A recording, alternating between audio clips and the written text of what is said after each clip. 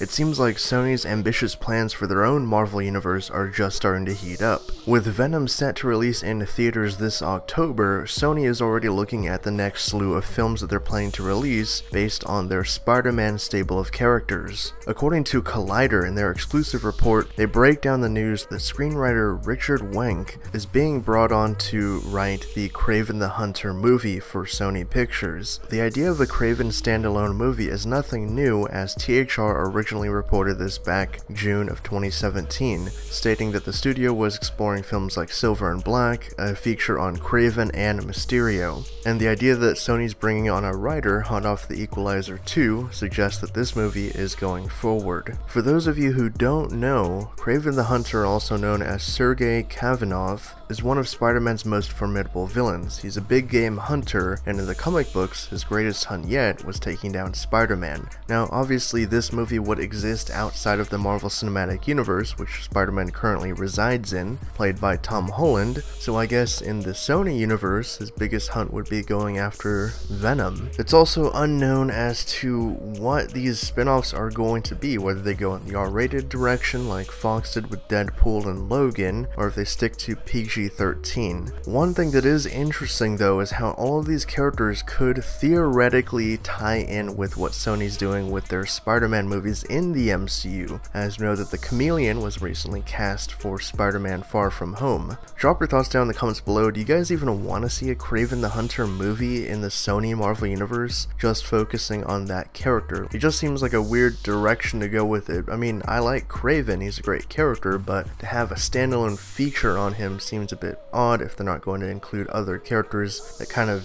enrich his history like Spider-Man. And for the latest updates on everything Kraven the Hunter, Venom, and whatever else Sony is planning, be sure to subscribe to HN Entertainment.